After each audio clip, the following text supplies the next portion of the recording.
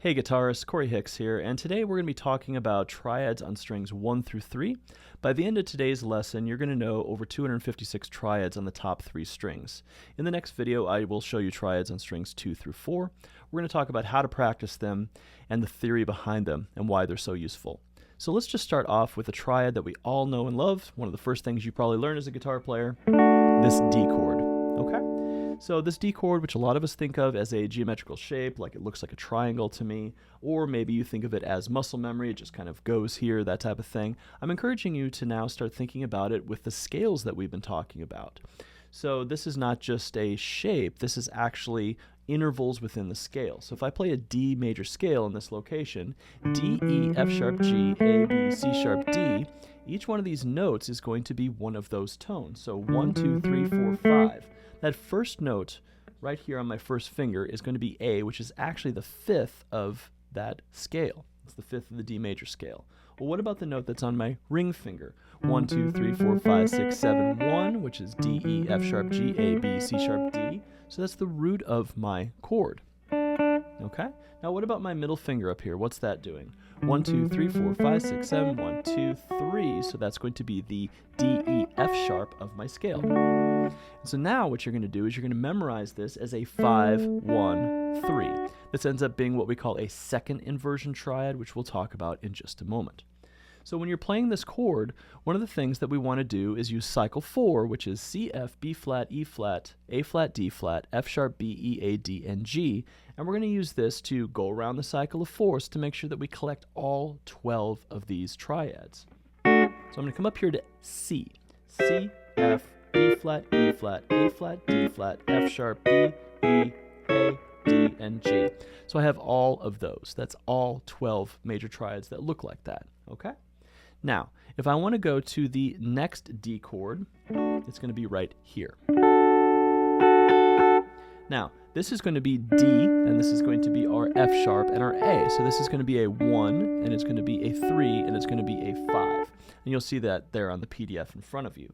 Now, if I play a D major scale starting at the 5th fret, it's going to start on A. So I'm going to have A, B, C sharp, D, E, F sharp, G, A, B, C sharp, D, E, F sharp.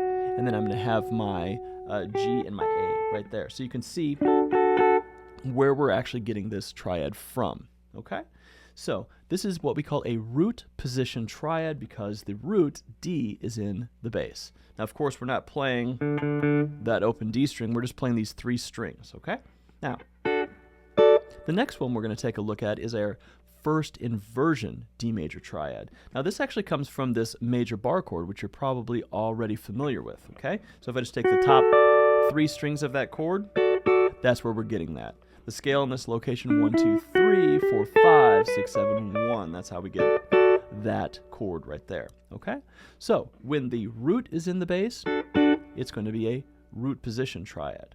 When the third is in the bass, that's going to be a first inversion triad, and when the second is in the bass, that's going to be called a second inversion triad when the 5th is in the bass. Okay? So we have D, D, and D. Now we can take those other 2 and cycle for those as well. So I have my C, I always start on C. So C, F, B flat, E flat, A flat, D flat, F sharp, B, E, A, D, and G. Okay?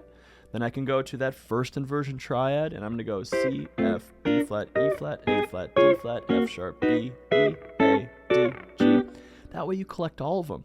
So if you can see what we're doing here, at this point we have 12 of these, 12 of these, and we have 12 of these. So we have 36 chords already. Okay? Now, we have 36 chords, but we can also take those 36 chords and we can start manipulating the formula so we can get the other triads we were talking about, the minor, the diminished, that type of thing. So, a minor triad is a major triad with the 3rd lowered by a fret. So 1 flat 3 5. So here, my D major triad, all I have to do is take that F sharp and lower it by a fret. That's why our D minor chord looks like this. This one up here, I just take that F sharp, which was on my pinky, and now I'm lowering it to be on the, in this case, the 6th fret, which is the note F. Same thing up here, taking that F sharp, lowering it to be F. So now we have our D minor chords. Okay? Now, if I want to take my D minor chord and turn it into a diminished, I have to take the 5th of that minor chord and lower it. So we had major, lower my third, minor, lower the fifth, and we get diminished, okay? And then I'm going to come up to my minor, that was up here at the 5th fret, and I'm going to lower that A to A flat to get the diminished there. Coming up here to my minor at the 10th fret, now I'm going to find my A and lower it to A flat to get my diminished. So now I would have D, D, D, D minor, D minor, D minor, and then I have D diminished, D diminished, D diminished. All right. Next, we're going to take that and go through cycle 4 for all of them. If I have this D minor, for example, I'm going to go C minor, F minor, B flat minor, E flat minor, A flat minor, D flat minor, all around. So this is what we practice, okay? And you're looking for any sort of deficiency in finding one of these, right? So maybe you're having a hard time locating, so this was this D diminished. You know, I come up on A flat or something and I can't locate that A flat diminished. That's what you work on.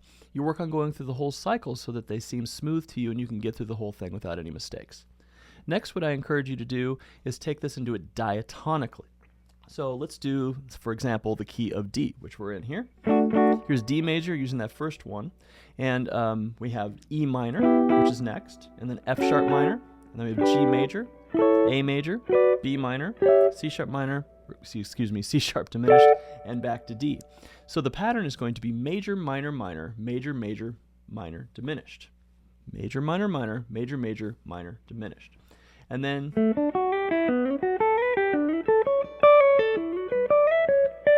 you can start getting little lines and stuff that you can play with those up and down the neck, okay? So, and these are kind of fun to do. So, like if I play,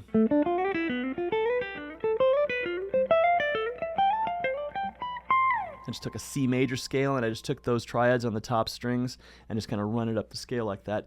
So these triads are not specifically for rhythm guitar or something like that. A lot of these are just melodies.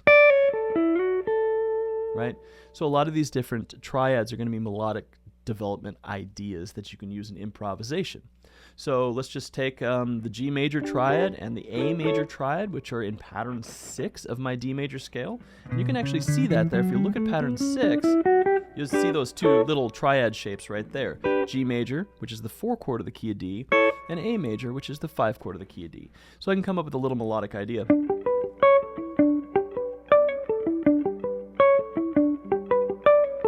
Okay? And so when I'm practicing these, I'll probably just kind of try to go through and see what my facility is. So that's just the first and the second triad of the key of D, D major, and then E minor. Notice also that I'm playing these when I'm playing them melodically. I'm playing them one finger per fret. I'm not actually barring anything when I'm doing those, because then I can't move through the neck as I'm doing them, okay? And so to practice them, facility for, you know, a diatonic scale, I'm going to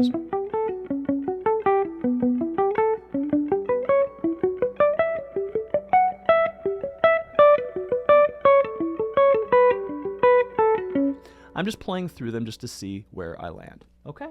And so that's the triads on strings 1 through 3. Now you have quite a few of them, right? We have, you know, all 12 keys. We have all inversions of all the chords in each one of those keys.